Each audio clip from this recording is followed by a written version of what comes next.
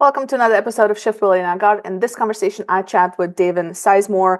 David and I were introduced by mutual contact, and I can tell you that just from the first conversation, I knew exactly why he's doing what he's doing in today's world, which is just being creating some of the most strategic networks, connecting individuals, really helping people meet the right people, essentially. So I absolutely love his energy in this conversation. I think you'll gain a lot from this conversation around how to network, biggest mistakes people make, how to approach relationships and building relationships, what tools can you utilize, what communities can you be a part of.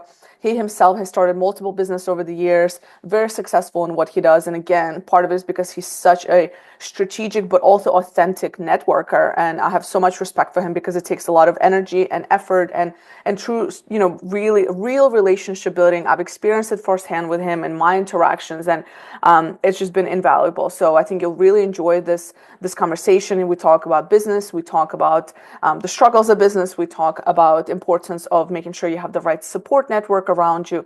Definitely listen in if you're an entrepreneur, if you're looking to build a network, if you're not sure how to start about building a network. He's got a great book. I actually have it right here. It's called Connection Expansion. Cannot recommend it enough. I mean, absolutely gem of a book. Again, Connection Extension. It's also in the show notes. Definitely check it out. I think you'll gain a lot. I certainly have, and I used to consider myself a pretty good networker until I met him and read the book. So I think you'll really enjoy this conversation. As always, please like, subscribe. It really helps with the reach. And from me to you, thank you for being here. Devin, welcome to the Shift Podcast. Thank you so much for having me. Looking forward to it. It's really interesting because the podcast, of course, is called The Shift with Elena Agar, and you've made so many shifts from marketing agency right out of college to then creating this cat cafe. Your entrepreneurial ventures are quite all over the place and very diverse, right? But before take me a little bit back, take me Devin early years. What is it that made you this, hungry for that adventure, for that roller coaster? Who signs up for these things voluntarily, right? How did you get there? Yeah, I'm pretty sure I'm the definition of born with it, right? Like I for sure think I came out and was like, I'm gonna be an entrepreneur. As young as I can remember, and I share this when I do college presentations, like I would pick up the dog poop at the neighbor's house and I would charge them. And then like our friends would go do it all together and they would pick it up and I would charge them and I would keep $1. And I went like, oh wait, this is a business, right? Like they're making $4, I'm making $1, but I make $1 at home. And then it bloomed into, selling the cookies and the stuff at all the different fundraisers as a kid and the Boy Scouts. And like I've always just enjoyed the challenge, I think. And then as I got older, seeing my grandpa run his business and just getting exposed to different stuff. And then I was blessed in college to work at a marketing agency and really get to work side by side with the owner. And it really confirmed like this is the path I want to go on. Like I love entrepreneurship, I love building teams, I love impacting people. And then I did some network marketing too in high school and college, and that was brilliant because I learned how to get rejected all over the place. And so yeah, I don't know, like I've just always been so attracted to it. And when anyone asks, like, tell me about yourself, like I love business. Like that is for sure my answer is just anything and everything business. I will talk to you forever. Hmm. I love that. And so I'm curious, in your perspective, values very much matter. Did you always know from the beginning, kind of like what you want to stand for in your businesses and the values, or did it take time to get there? Yeah, I think I've defined it better over the years, but I think it was always there. I think putting language to it, especially as a younger entrepreneur, and young could mean age or journey, I think it's hard. I think you kind of know what you want, but as you mature in that journey, I think you can really define it.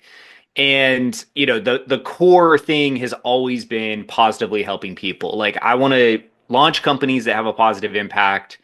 I want to provide more value than someone's paying me to the exponential degree, and I want to have impact that I can't even measure. So I want to impact someone so much that the world around them is impacted. And so all these things are built into every project I've done, even across industries and sectors. They all have that common theme. And then the one thing I put at the top of every mission statement is have fun, because if we're not having fun while doing business, why are we doing it? I know before we hit record, you and I were both saying like, sometimes it just piles on and that's great. But if you're not having fun while doing it, why are you doing it? So I Yeah. think, like I said, they've all been there, but over time, I've been able to better define what is really important to me. I love that. I needed that reminder today. Honestly, it's like you do need to be having fun while building anything, essentially. Like, otherwise, what's the point of doing it? Go get yourself a comfy job and call it a day type thing. But yeah, it's because you're gonna struggle, so you might as well struggle for something that at least brings you some excitements, right? There's gonna be challenges across board. I was actually speaking at an event with students last week, and somebody asked me like, "How do you deal with rejection?" And I don't know about you, but for me, it still stings. I'm not gonna pretend like I got it down. It still stings, and I'm still got and I'm Russian, so hot-blooded, and so I don't like to hear a no in general. But how did you build that muscle for you? Yeah, it's one that I would say I've got pretty good control of now. But that definitely have not. I was for sure the quick trigger, like very emotional leader and entrepreneur, especially younger in my journey. And I would ride the high of the big deal and then the low of the rejection or losing a client. And it was like very emotional. And part of what, and I know we'll talk about it, the book, the system in the book overwhelmed my calendar and overwhelmed my pipeline. And what I found is when there was so much opportunity, it allowed me to lessen the emotion around whether a deal closed or didn't close because my pipeline is habitually full. And when that's a true statement, losing the little deal or losing a client is not critical because I probably have 3 to 5 meetings today that are all opportunities. And so when you have so much opportunity, it lessens it. But when you're starting out on your business journey or you're trying to make payroll this Friday, the reality is you have to find a way to get it done. And when you're in that mindset, yes, it hurts. And so for me, the biggest thing is anchoring on the big vision, right? So, what is the big vision for your company that's so crazy that you're going to chase it no matter what happens during the day, week, month, or year? And what is your personal North Star, right? And so a lot of people use that language, but what are you personally chasing? What's your personal why? Because in business, you are going to get kicked in the teeth, right? Like you for sure are. And you need to make sure that you're anchoring the business vision and your vision so far ahead and so clear that it doesn't matter what happens and you can brush it off. Yes, it's going to sting. Yes, it's going to hurt. The other thing I would say is your inner circle has to be amazing, right? You need amazing mentors and amazing people around you so that on that day when you want to quit, you have someone you can call, they can speak into you, they can tell you how amazing you are, they can reaffirm your brilliance, and that alone will probably help. Mm. I actually, that's an interesting point. So it's like more just like being proactive, like then it doesn't hurt as much. You're totally right. Because I think also sometimes I found myself in situations where it's like I remember when I started my first business in 2019, and it was like, I need to land a deal so I can get paid. And you go into this desperation mode, and you're like, and it's just like nothing works afterwards. Like it's really hard to build relationships when you just like, how am I gonna pay my bills next month? Like, was this a mistake? Why did I do this? Etc. Versus actually having a strategy that, and honestly, I mean, for the longest time, I didn't have a strategy. I knew I was good at networking, but did I have a strategy? I probably didn't hone into my skills in networking and building those pipelines until all the lessons learned and still learning.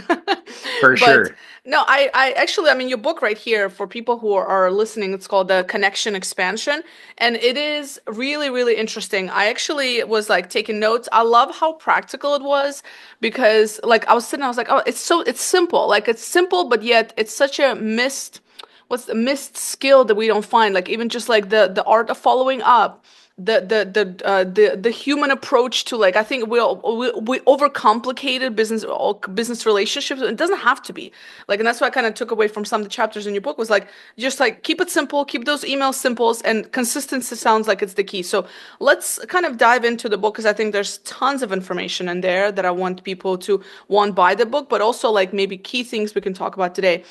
I want to also mention that you're on a mission to foster 1 million connections, right? Through the Amplified Connection Expansion Society, ACES. Talk to me a little bit about that, and then let's dive into that topic. Yeah, this book has been a decade in the making, and so it's exciting to have it in the world. And thank you so much for your feedback. I tried to keep it super simple. I tried to pack as much value in it as I can. It's not a long read, Mhm. but there's a lot in it. Yeah, Aces is amazing. It's one of those things that was born because it needed to be born, and now it's like growing into this thing that is just amazing to watch and be a part of. Yes, I run it, but I like really am just part of the community. And so what I found is when we're chasing a million connections, I can't do it alone, right? Like I can do my 2000 plus connections a year and I can follow my own system and make and receive connections, but I have to surround myself with top tier people who also want to impact others, and collectively we can chase a million connections. And so ACES is the foundation of that.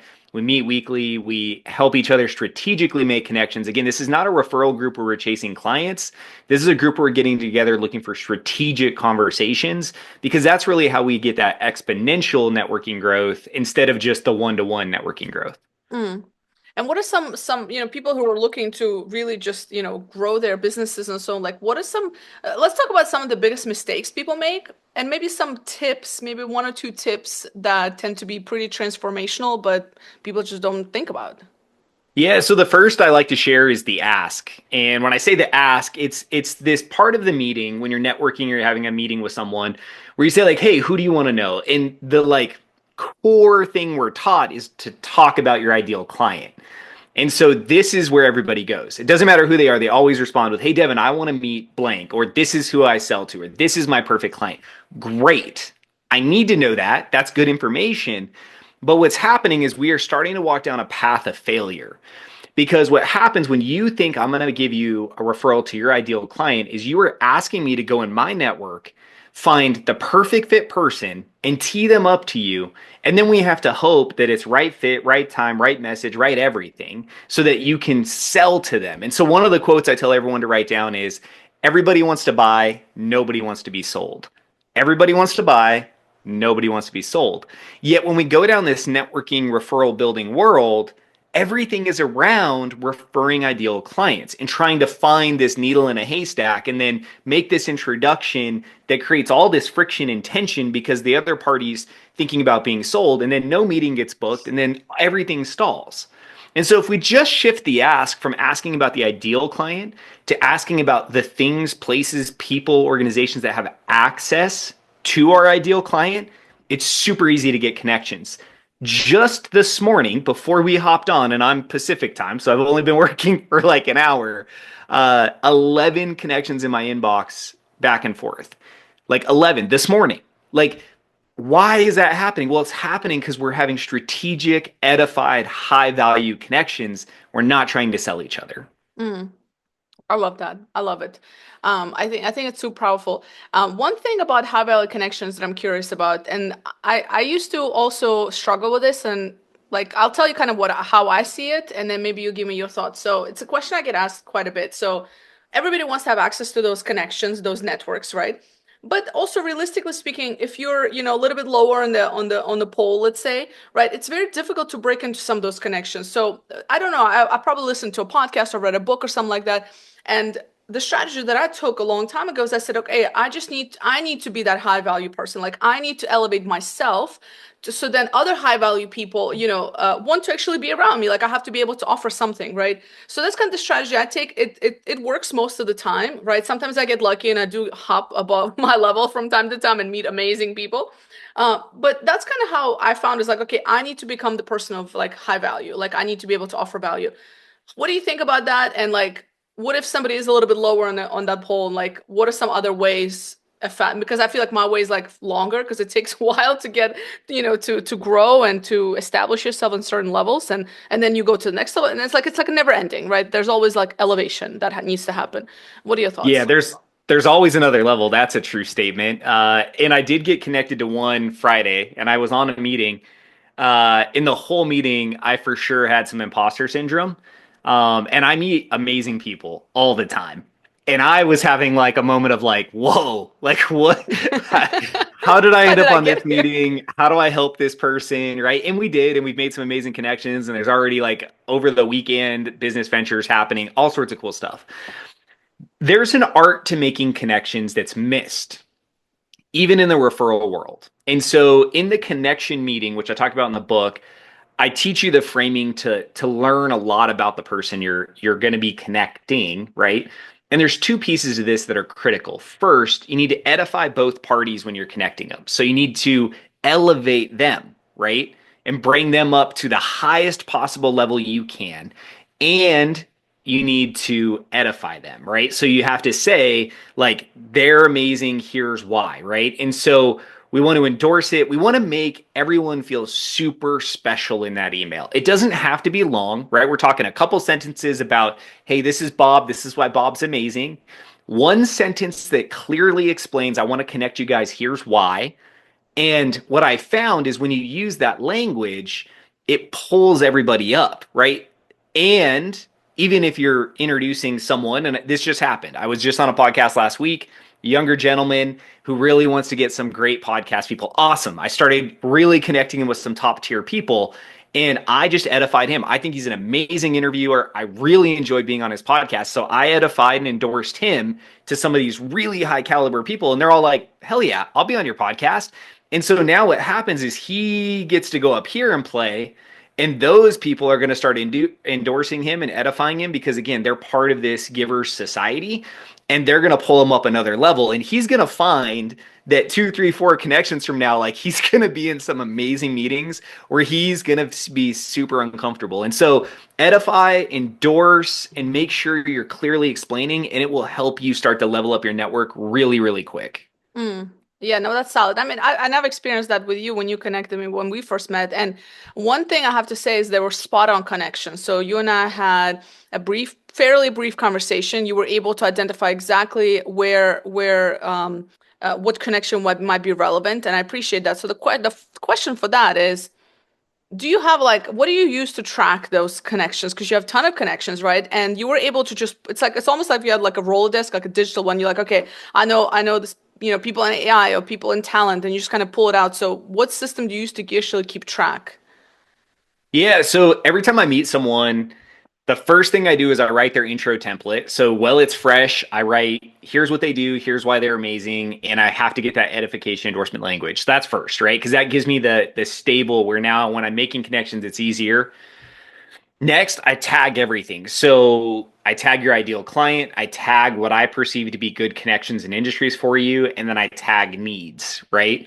Those things allow me to quickly search and go like, okay, AI is a hot topic. Great. Here's all the people that have brought up AI in their conversations, but we're talking AI and maybe strategic partner investment. Okay, so now here's AI, but people that I know are inquisitive about, joint ventures and things like that. Okay, great. So now here's a short list and it allows us to shorten that. And so that's how I manage it. So it's just like really good tag management. And then it's great recall too, which you'll also find is your network will go through circles of influence. And so you may be in this season where there's like 10 to 15 people you're connecting heavy, and that seems super relevant. And then one or two of those people will fizzle out because they've kind of like hit their stride, they're good, and you replace it with a couple new relationships, and those new relationships kind of get into the circle of connections. And so there's usually only like maybe 15 to 20 core people you're connecting in a period, and those people kind of trade in and out. And so you'll see that as you're building your network. And then the cheat code, which I talk about in the book, is anyone that's a connector, you can make connections to because they can solve problems for your network as well. I like that. I'm sure somebody's thinking, how do you have the time? So is it because it only takes like a couple of minutes and you're just very effective at it? Or some people might actually be thinking like, what's is it okay to network or to connect for the sake of connecting, right? Like, although there could be opportunities, but I guess the question is like, how do you prioritize that and run businesses and do everything else at the same time? Yeah, so you just got to figure out how much time you have for meetings. If you're doing virtual, 30-minute meetings are perfect for connection meetings. If you're in person, you need about an hour because you got to order the coffee, find the table, do all the other stuff. So you just figure it out. Like, okay, I'm willing to set this much time on my calendar aside for those type of meetings. And then you make no assumptions. You put no expectations on those meetings. You just meet people. And then what you need to do is whenever you book a meeting, you need to have a task assigned for the next day to follow up. Sometimes you won't get there the next day. Like trips happen, events happen, stuff happens. I'm in a season like that right now where I'm between trips and I'm still catching up on some meetings. It's great. You'll get there because when you're adding value, how quick you follow up isn't as critical as the fact that you followed up and that you added the value. And so it buys you a little bit of leeway there. And you can budget about 15 minutes of follow up per meeting that you do and still crush it. So, in about 15 minutes, you can send 2 or 3 connections. You can send a thank you email for meeting, and you can email whoever made the connection to confirm, hey, that was a great introduction. Appreciate you. All of that can be done in about 15 minutes. So, if you can do a 30-minute or hour meeting and allocate 15 minutes of follow up, you just look at your calendar and dictate how many of those you want to do. For me, because this is what I do, obviously I have a lot more calendar space and I'm doing this at a much bigger pace than most people. But it's generating a ton of deal flow for all the projects I'm involved with. Mm. And in terms of your own kind of keeping your own sanity, what are some habits or routines that you have in place so that you are, I mean, every time I speak of you, you're super on it, you're spot on, like, and you do a lot of travel. How do you take care of yourself? Yeah, it's it's so fun. I was doing a strategy session with a client last week and this was her question, right? Because she's in a season of burnout and was like, "Man, am I in the right place? Why am I doing all this?" Like all the stuff that we deal with, like those little the little devil on your shoulder, demons inside, whatever you want to say. Like I have those too. Right? Like I for sure have those seasons. I had a mentor talk about energy cycles, and I think that's the first thing that kind of resonates is everyone has like an energy cycle where you can go really hard for 3, 4, 5, 6, 7, 8 weeks. The younger you are, the less you have on your plate, typically the longer you can go. As you start to have family dynamics and kids and more ventures, that tends to get shortened because your energy is getting dispersed all over the place. For me, 6 weeks is about what I find my cycle to be, where like I can run really hard for 6 weeks. But in that 6 week period, if I don't budget an energy booster, so things that get me unplugged, refill my tank, are high value for me, and are aligned with my values, then I'm going to crash. And the crash will be forced. And this is something we were talking about too before we hopped on. Your body will tell you, like, you're done, you're going to take a break. And we don't want that to happen, although it will. Like, you're going to have moments where you just have to get there. So you've got to look at your calendar and be like, okay, look, last week or the week before I was traveling, last week was a catch up week. So I budgeted less meetings. This week is a travel week. So I stacked today and tomorrow. I'm traveling the rest of the week. And I know like, okay, on the plane, I'm buying the internet and I need a little bit of time to catch up on the plane. So guess what? My commitment this week is I'm using the 6 hours of travel to catch up on some stuff. And then Saturday, Sunday, totally blocked for family time and just recovering.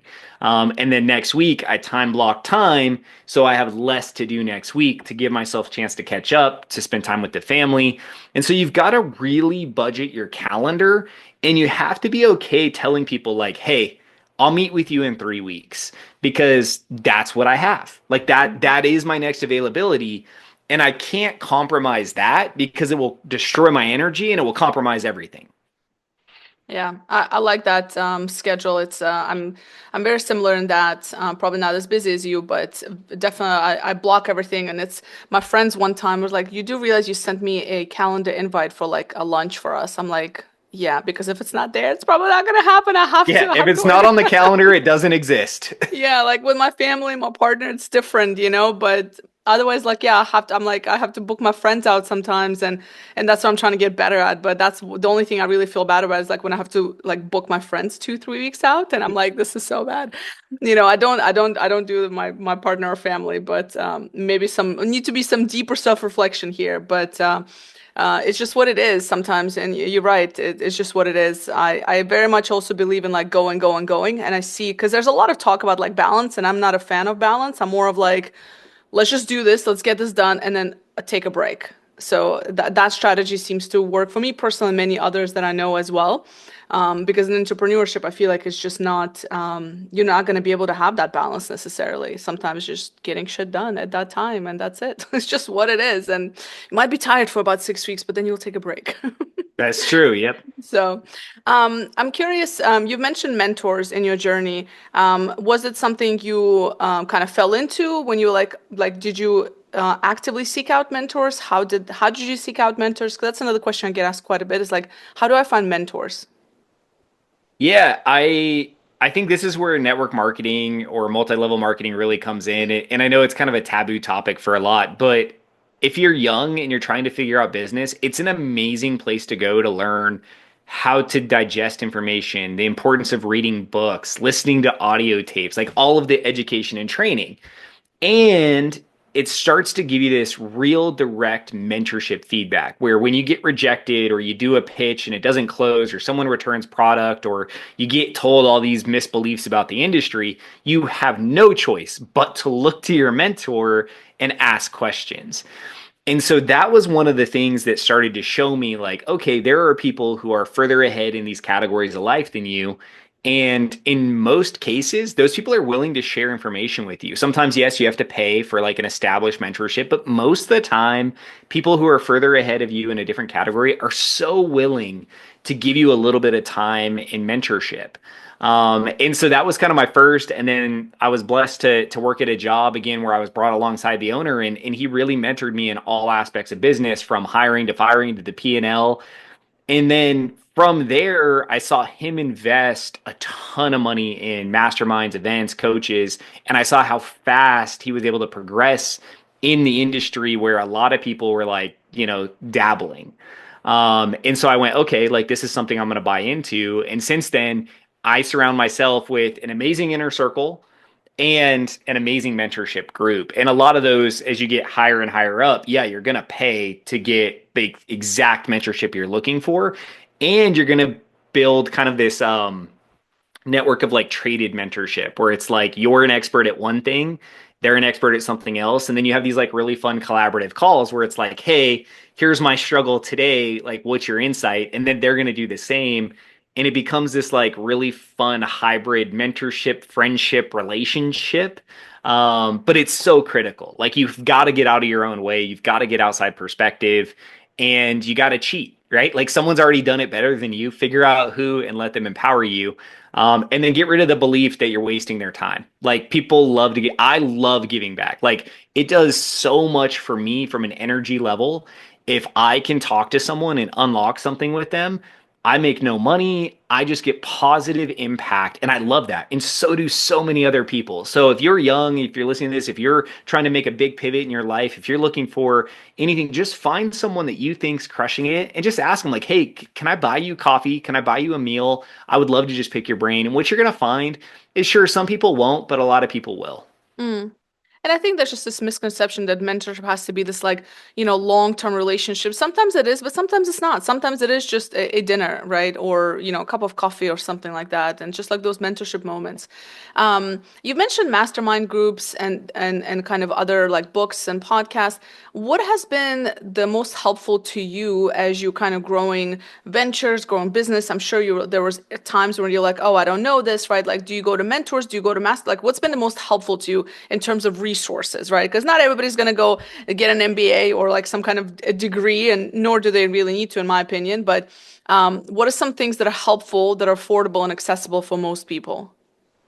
Yeah, I think competition holds a lot of people back, right? I think that they're so scared of having intimate conversations with people who compete in their space. And I find that that's typically where I get the best.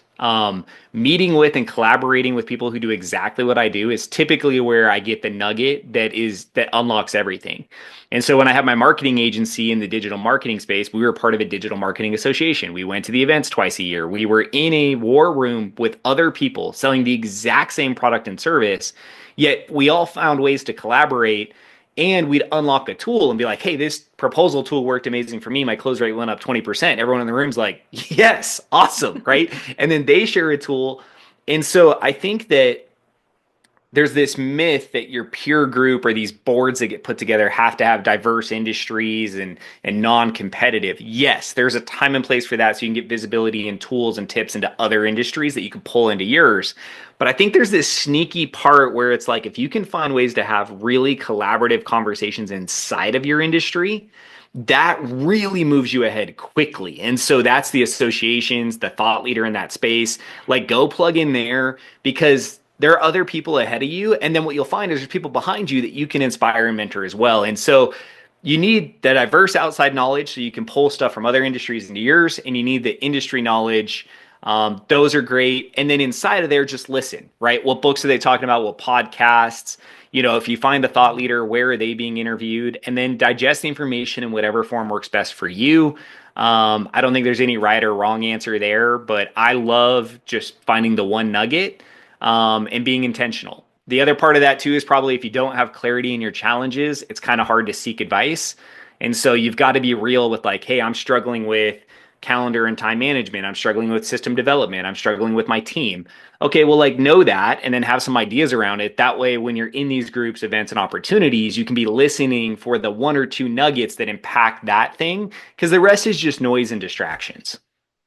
And speaking of books, talk to me a little bit about your background and all the books that are in your background. Yeah, so one of the hats I wear, I work with Million Dollar Author. We help people write, publish, and promote books. This is a sampling of some of the clients we've worked with, all industries from coaches to financial advisors to AI to attorneys to whatever. Um, you know, with my own book and then having worked directly with 60 clients last year as a company, we did 132 books. A book is something that like I wish I had done with every previous business, like the day I started the business, because it's an instant credibility booster. And so back to your question about like how do you elevate levels?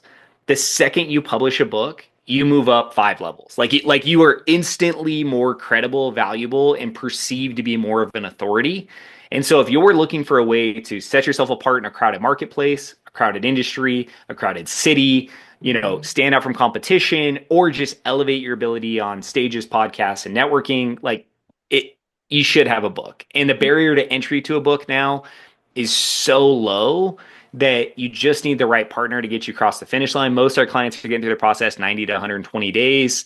My book was 45 days from blank page to a book in my hand. Like this doesn't need to be a long process. What we want is we want the book in the world so that you can use the book. So I'm super passionate about it. I do have an English and journalism degree, so I love writing and I love storytelling, and I love connecting. And so this kind of blends all of it. And then again, being a client, having worked in the company and been a referral partner, I can't say enough good things about having a book. Like if you don't have one and you want to be a thought leader or you want to be a titan in your industry, like you need a book. I used to be really skeptical about that, but then I also wrote a book, that yellow book right there, for our first business, and it's funny because that was 6 years ago, and I'm still using it, and it still comes in handy, and it's wild. And now I'm writing my third one for the new business, and it's just one, I just love the process of it because then it's like it's so much different when you're like, I know what I'm talking about, but then putting it on words and paper is something different.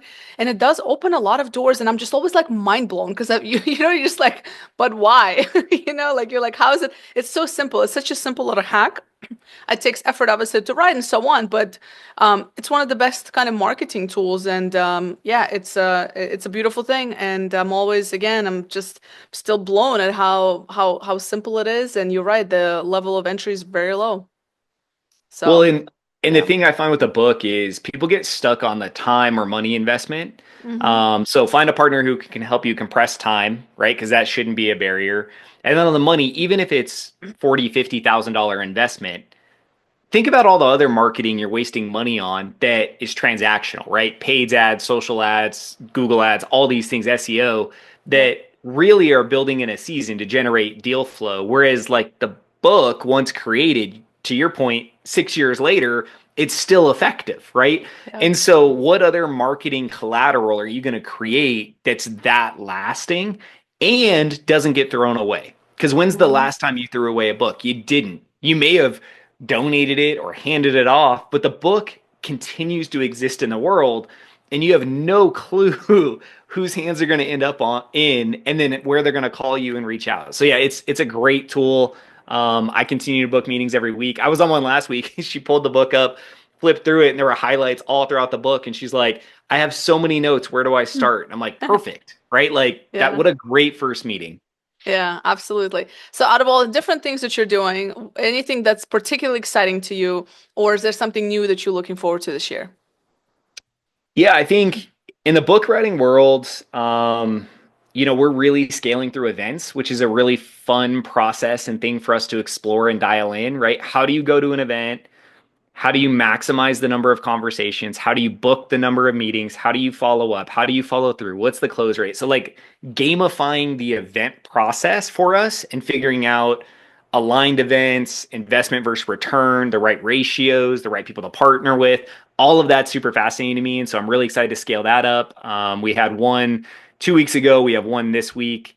And so I'm excited for that. And then in the consulting world, I have some really interesting ventures that are popping up out of nowhere. I think I told you before we hopped on, like there's some offers showing up that I'm not even asking for.